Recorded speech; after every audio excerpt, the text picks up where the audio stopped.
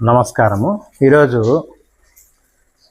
ఇంటర్మీడియట్కి, డిగ్రీకి, కాంపిటేటివ్ పరీక్షలకి, ముఖ్యంగా టెట్కి అతి ముఖ్యమైనటువంటి అంశమైన పార్ట్స్ ఆఫ్ స్పీచ్ గురించి తెలుసుకుందాము. ఇక్కడ క్షుణ్ణంగాను, క్లుప్తంగాను, ఫాస్ట్గాను చెప్తాను. కాబట్టి దీన్ని ఏ ఒక్క వర్డ్ కూడా మిస్ కాకుండా చూస్తే మీకు పూర్తి స్థాయిలో అర్థమవుతుంది. ఇక్కడ చూడండి, పార్ట్స్ ఆఫ్ స్పీచ్ అంటే భాషా భాగాలు.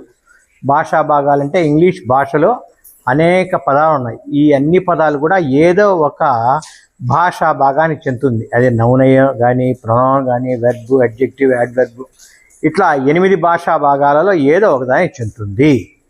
ఇక్కడ చూడండి, if language is a vehicle of communication.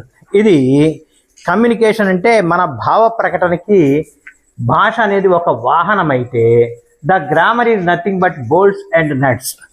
ఈ పార్ట్స్ ఆఫ్ స్పీచ్ అనేది ఆ వాహనానికి బోల్ట్ నట్లు లాంటిది. అంటే బోల్ట్ నట్లు సరిగ్గా ఉంటే వెహికల్ ఎట్లయితే కరెక్ట్గా ప్రయాణిస్తుందో, పార్ట్స్ ఆఫ్ స్పీచ్ని సరిగ్గా వినియోగించుకోగలిగితే భాష మనం బాగా అంత స్పష్టంగా ఎదుటివాడికి అర్థమయ్యేటట్టు చెప్పగలం. That keep the running smooth.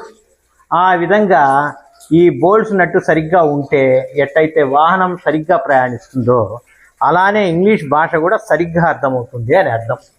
Parts of speech ఇక్కడ 8 భాషా భాగాలు ఉన్నాయి. Noun, pronoun, adjective, verb, adverb, preposition, conjunction, interjection.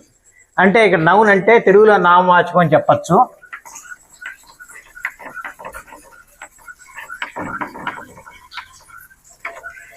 ఇది సర్వనామము, విశేషణము, క్రియ, ఇది క్రియా విశేషణము,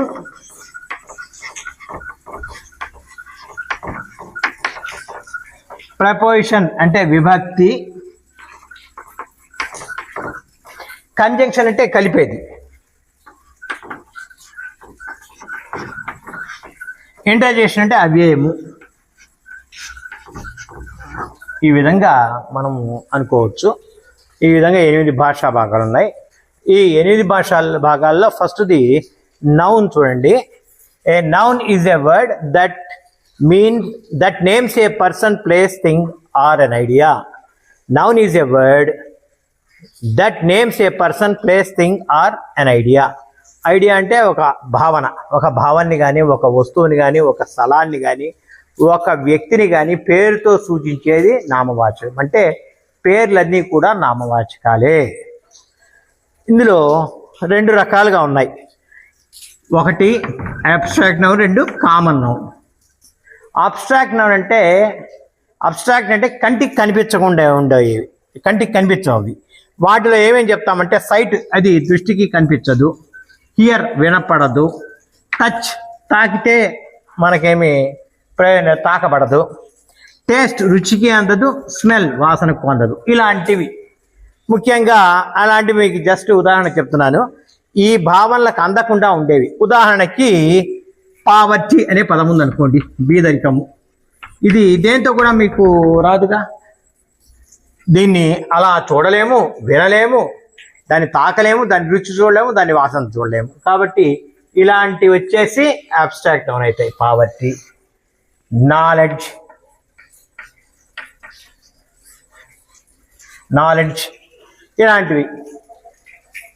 ఇలాంటి పదాలన్నీ కూడా, ఇలాంటి నామవాచకాలన్నీ అబ్స్ట్రాక్ట్ నౌన్ కిందకి వస్తాయి. తర్వాత common noun. Abstract noun, common noun. Common noun అంటే మీకు తెలిసిందే. వీటిని మనము చూడొచ్చు, వినొచ్చు, తాకచ్చు, రుచి చూడొచ్చు, వాసన చూడొచ్చు. ఇవన్నీ వచ్చేసి కామన్ నౌన్ కిందకి వస్తాయి. ఈ కామన్ నౌన్లో మళ్ళీ మనం 5 రకాలుగా చెప్పుకోవచ్చు. 1 proper noun, 2 common noun, 3 collective noun, 4 countable noun, 5 uncountable.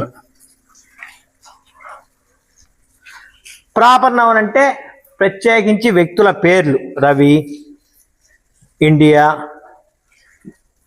తర్వాత ద చార్మినార్, హైదరాబాద్, ఇట్లాంటివన్నీ కూడా ప్రాపర్ నౌన్ కిందకి వస్తాయి. కామన్ నౌన్ అంటే ఇప్పుడు ఇండియా ఉంది, India proper noun, country common noun అవుతుంది. రవి ప్రాపర్ నౌన్ అవుతుంది, బాయ్ కామన్ నౌన్ అవుతుంది. ద చార్మినార్ ప్రాపర్ నౌన్ అవుతుంది, మాన్యుమెంట్ కామన్ నౌన్ అవుతుంది. అట్లా అంటే ఒక సీత పేరు, గర్ల్ కామన్ నౌన్ అట్లా అనమాట. అంటే కామన్గా ఉపయోగించడానికి ఉండే పదాలని కామన్ నౌన్ కింద చెప్తారు.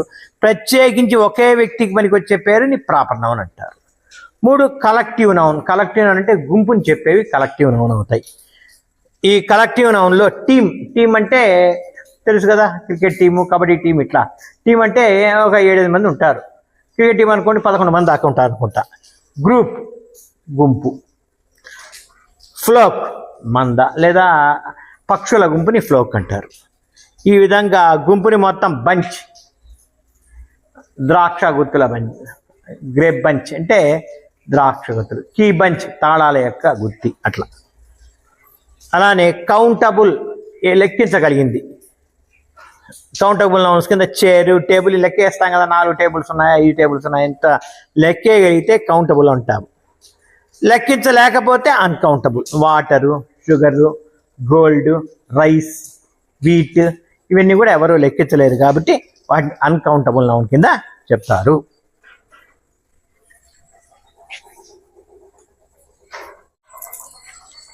ఇందాక మన కౌంటబుల్ నౌన్, అన్కౌంటబుల్ నౌన్ అని చెప్పుకున్నాం. కొన్ని సందర్భాల్లో ఒకే నౌను, ఉదాహరణగా నాయిస్ అనేటువంటి నౌన్ ఉంది, ఇది కౌంటబుల్గా ఉపయోగిస్తారు, అన్కౌంటబుల్గా ఉపయోగిస్తారు. అలానే పేపర్ అనే నౌన్ ఉంది, ఇది కౌంటబుల్, సమ్టైమ్స్ అన్కౌంటబుల్. కౌంటబుల్ చాలా కొద్ది సందర్భాలు వస్తాయి, మ్యాక్సిమం అన్కౌంటబుల్గానే ఉపయోగిస్తాం. అసలు కౌంటబుల్కి అన్కౌంటబుల్కి తేడా ఏంటి అంటే, లెక్కించగలిగింది కౌంటబుల్, లెక్కించలేనిది అన్కౌంటబుల్.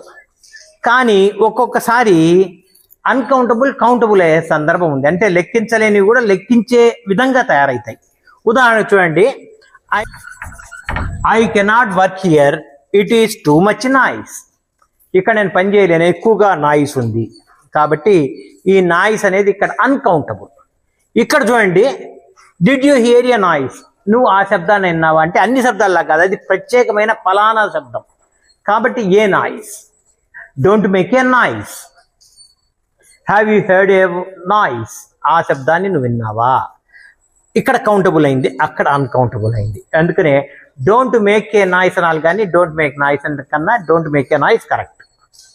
అలానే I bought a paper, paper అంటే కాగితం, అది అన్కౌంటబుల్ యాక్చువల్గా. ఇక్కడ ఐ బాట్ ఏ పేపర్ అంటే ఇక్కడ న్యూస్ పేపర్ అనే అర్థమైపోయింది. దాన్ని ప్రత్యేకమైన సందర్భంలో ఉపయోగించినప్పుడు ఏ పేపర్ అంటే ఏ ఈనాడు న్యూస్ పేపర్, ఏ ఆంధ్రజ్యోతి న్యూస్ పేపర్ అని అర్థం. ఇక్కడ I want some paper to right, నేను రాసుకోవడానికి కాగితం కావాలా, ఎనీ పేపర్ కాబట్టి ఇక్కడ పేపర్, ఇక్కడేమో అన్కౌంటబుల్, ఇక్కడ ఫలానా పేపర్ కాబట్టి కౌంటబుల్ అయింది. అలానే దెర్ ఈజ్ ఏ హెయిర్ అంటే చిన్న వెంట్రుక ముక్క ఉంది కప్పులో అని. She has a long hair, ఆమెకి పొడవైన జుట్టు ఉంది, ఇక్కడ అన్కౌంటబుల్, ఇక్కడ వెంట్రుక ముక్క కాబట్టి కౌంటబుల్ అయింది. అలానే ఇది స్థలం, స్పేస్ అన్నమాట, స్థలం. It is a nice room అంటే ఇక్కడ రూమ్ అనేటప్పటికి గది అని అర్థమైంది. రూమ్ అంటే గది, 4 గోడల మధ్య ఉన్న గది అని. You cannot travel, there is no room in the bus, నువ్వు ప్రయాణం చేయలేవు. There is no room in the bus అంటే దెర్ ఈజ్ నో సీట్ అని అర్థం. ఇక్కడ ఇది అన్కౌంటబుల్, ఇక్కడ కౌంటబుల్గా రూమ్ అన్నప్పుడు గది అనే అర్థం వచ్చింది. It is a nice room, ఇది చాలా బాగా ఉండేటువంటి గది. ఇక్కడ రూమ్ అంటే స్పేస్ అని కాదు, ఇక్కడ స్థలము స్పేస్ అనే అర్థం వచ్చింది. కాబట్టి ఇది ఈ స్థలం లేదు కాబట్టి నువ్వు ట్రావెల్ చేయలేవని. ఇదేమో అన్కౌంటబుల్లో ఉంది, ఇది కౌంటబుల్కి వచ్చింది. Enjoy the trip, have a nice time.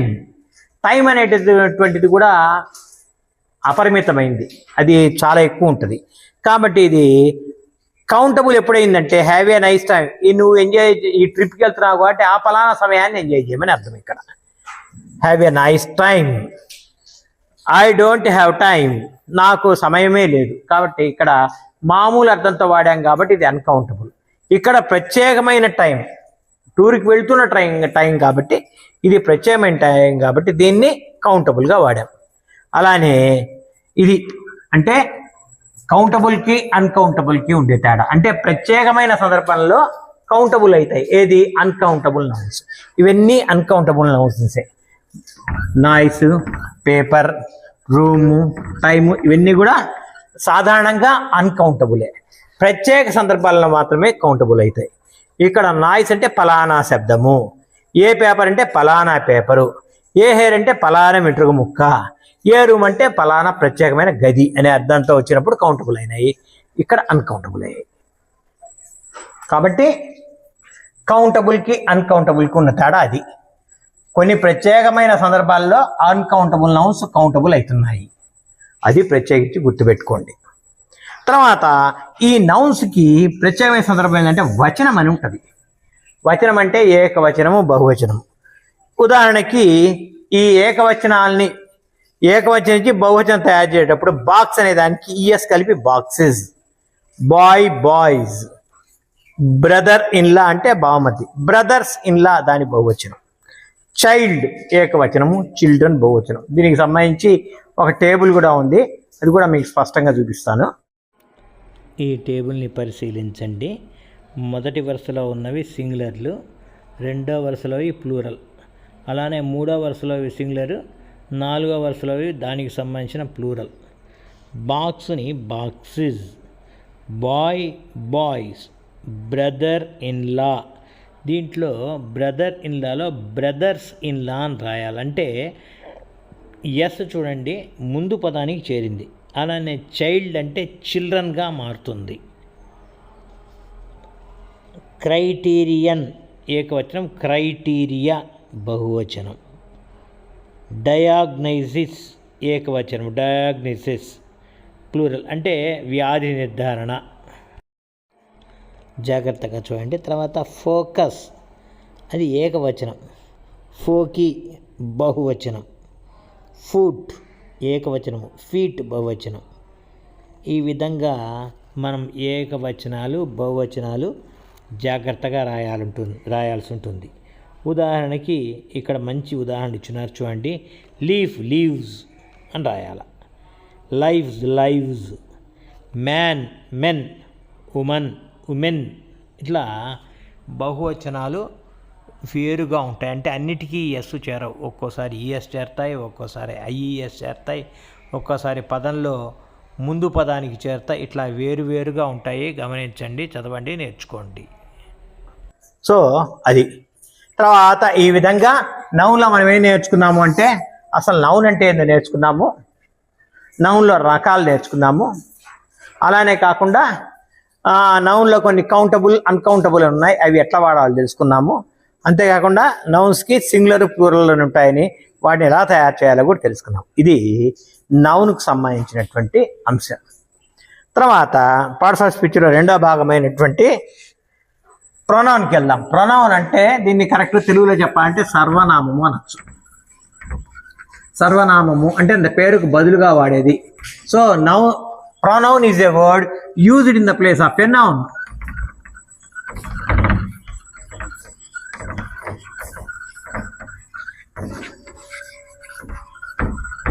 నామవాచకానికి బదులుగా దీన్ని ఉపయోగిస్తాం. ఒకసారి చెప్పిన నామవాచకాన్ని పదే పదే మళ్ళీ చెప్పాల్సిన అవసరం లేకుండా సర్వనామాన్ని ఉపయోగిస్తాం.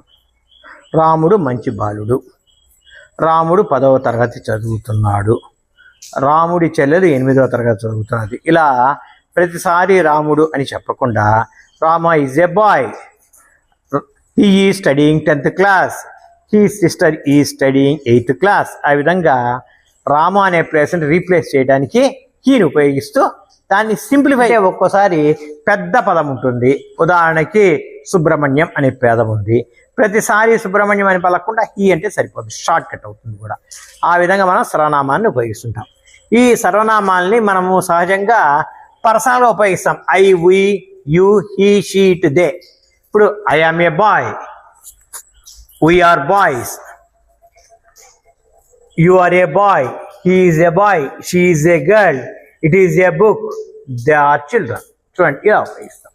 ఇది పర్సనల్ ప్రొనౌన్లో ఉపయోగిస్తాం. పొసెసివ్ అంటే పొసెషన్ అంటే కలిగి ఉన్న, నాది అని చెప్పడం. It is my book, possession, my book. We ప్లేస్లో our book, your book, his book, her book, their book, its book. ఆ విధంగా ఉపయోగిస్తాం. రిఫ్లెక్సివ్ అంటే ఏంటంటే ఒక చర్య చేస్తే అది తిరిగి మనకే వచ్చింది అనుకోండి, దాన్ని రిఫ్లెక్సివ్ అంటాం. ఉదాహరణకి వాడు బ్లేడ్తో కట్ చేసుకుంటున్నాడు పెన్సిల్ని, పొరపాటున వాడి వేలే తెగింది, హీ కట్ హిమ్సెల్ఫ్ అంటాం. మనం సెల్ఫ్ ఉపయోగిస్తాం. రిఫ్లెక్సివ్ అంటే అది మనకే వర్తించింది అని. ఉదాహరణకి ఐకి myself, I looked myself in the mirror, we looked ourselves, you look yourself, he looks himself, herself, itself, themselves. వాళ్ళు వాళ్ళ ముఖాలు చూసుకున్నారు, they looked themselves in the mirror. అట్లా ఉపయోగిస్తాం. అలానే demonstrative అంటే చూపిస్తూ చెప్పేది. ఉదాహరణకి దిస్ ఈజ్ మైన్, ఇక్కడ ఒక చైర్ ఉంది, ఈ చైర్ నాది, దిస్ ఈజ్ మైన్. దిస్ అంటే ఏంటి? చైర్ అని. కాబట్టి నామవాచకానికి బదులుగా వాడాం. ఒకటి కన్నా ఎక్కుంటే these chairs are mine, that chair is mine. తర్వాత దోస్ చైర్స్ ఆర్ మైన్ అని ఉపయోగిస్తాం. అవి. ఇంటరాగేటివ్ అంటే ప్రశ్నించడానికి ఉపయోగిస్తాం. Whose book is this, who are you, అలా ఉపయోగిస్తాం. హూమ్, హూమ్, ఎవరిని, which, వాట్. అలానే ఇండెఫినెట్ అంటే స్పష్టంగా తెలియకపోతే. సమ్వన్ బ్రోక్ ద గ్లాస్, ఎవరో తెలియదు, అలాంటప్పుడు సమ్వన్. అలానే అందరికీ ఉపయోగించినప్పుడు everyone should attend the class, everyone. అలానే రిలేటివ్ అంటే సంబంధాన్ని చెప్పడానికి, this is a girl who is my sister, this is the boy whom I saw yesterday, ఈ పిల్లవాడిని నేను నిన్న చూసింది అని చెప్పడం. తర్వాత హూమ్, విచ్, దట్, ఇవన్నీ కూడా రిలేటివ్గా అంటే సంబంధాన్ని తెలియచేయడానికి ఉపయోగించేవి. ఇవన్నీ కూడా సర్వనామాలు అని గుర్తుపెట్టుకోండి, వీటిని అవసరమైతే.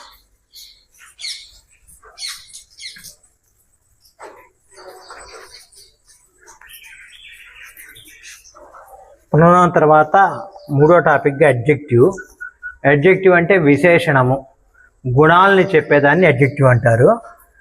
Adjective is a word that modifies or describes a noun or pronoun. ఒక నామవాచకాన్ని కానీ ఒక సర్వనామాన్ని కానీ ప్రత్యేకమైన కొత్త అర్థాన్ని ఇస్తాయి, దాన్నే అడ్జెక్టివ్, విశేషణం అంటారు. చూడండి, ఇందులో అనేక రకాలైనటువంటి విశేషణాలు ఉన్నాయి. ఒపీనియన్, మన ఉద్దేశాన్ని చెప్పేదానికి గుడ్, బ్యాడ్, అమేజింగ్ లాంటి పదాలను ఉపయోగిస్తాం. ఇవన్నీ కూడా అడ్జెక్టివ్సే. సైజ్, బిగ్, స్మాల్, టినీ అంటే కూడా స్మాల్ అనే అర్థం. ఏజ్, వయసు పరంగా చెప్పాలంటే యంగ్ అని, ఓల్డ్ అని, ఏన్షియంట్ అని, మోడర్న్ అని చెప్తాం మనం. షేప్ అంటే దాని యొక్క షేప్, దాని యొక్క రూపం, దాని విధానం. దాని షేప్ చెప్పడానికి లాంగ్ అని, వైడ్ అని, సర్క్యులర్ అని పదాలను ఉపయోగిస్తాం. సర్క్యులర్ అంటే వృత్తాకారం అని అర్థం. కలర్, రెడ్, బ్లూ, ఆరెంజ్, ఇవన్నీ కూడా అడ్జెక్టివ్సే.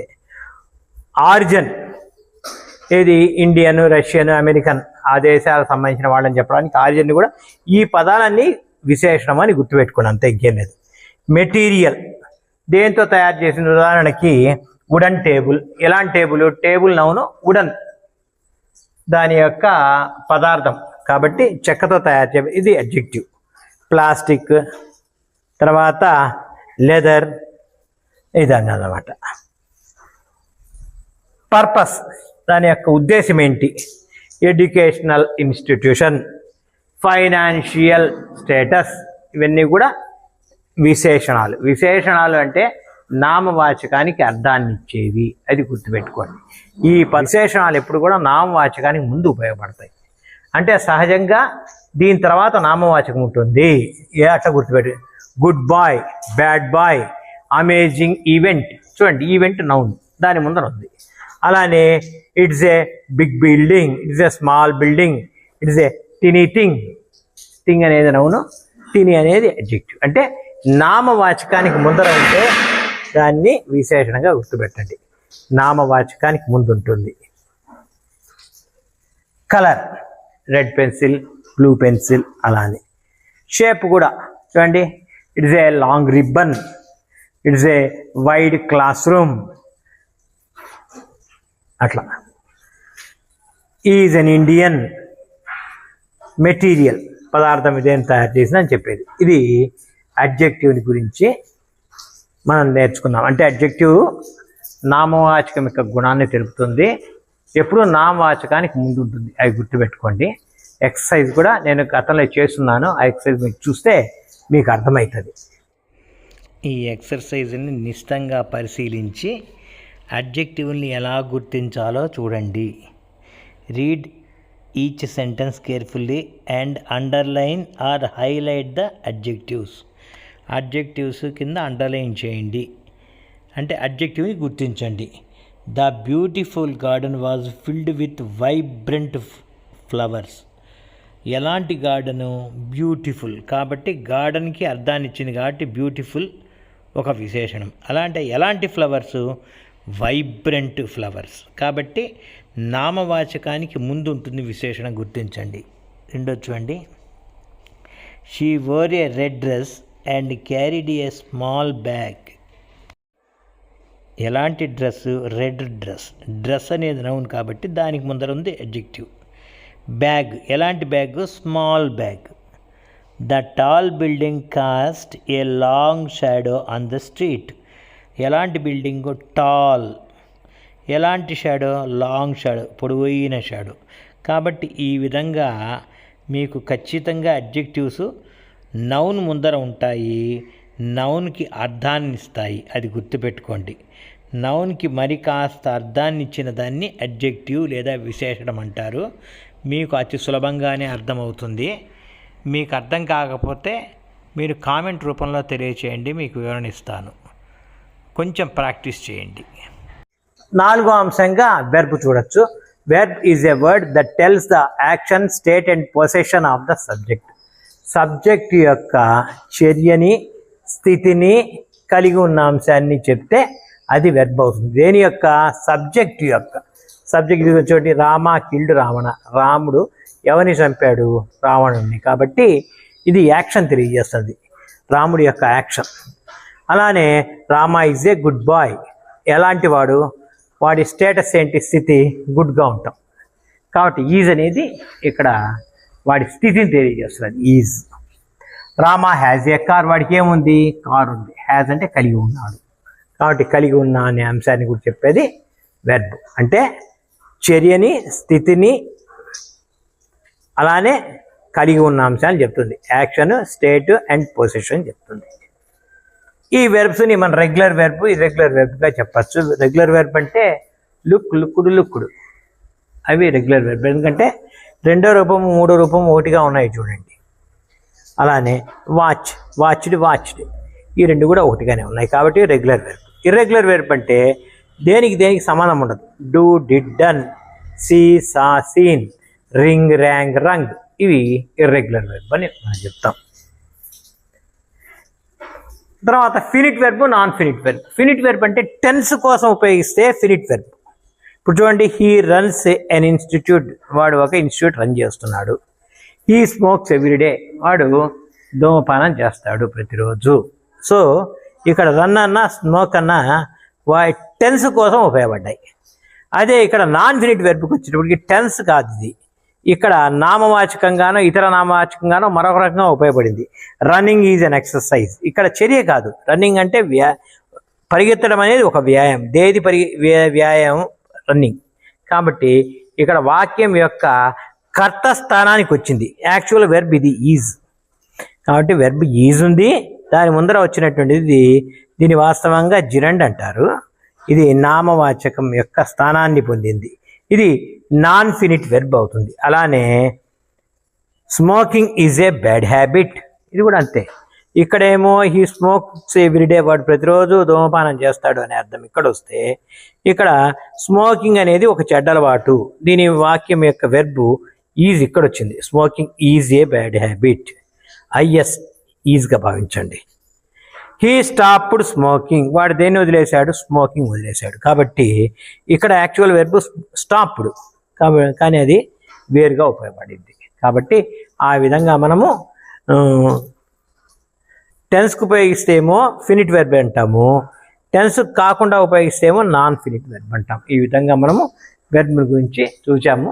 మీకు పరిపూర్ణంగా కావాలి అంటే దీని మీద అనేక వీడియోలు చేస్తున్నాను, దీంట్లోనే చూస్తే మీకు అర్థమవుతుంది. Okay, thank you. మీకు ఈ వీడియో నచ్చితే లైక్ చేయండి, షేర్ చేయండి, సబ్స్క్రైబ్ చేయండి. మీ అనుమానాల్ని కామెంట్ సెక్షన్లో తెలపండి, వివరణ ఇస్తాను. జై హింద్.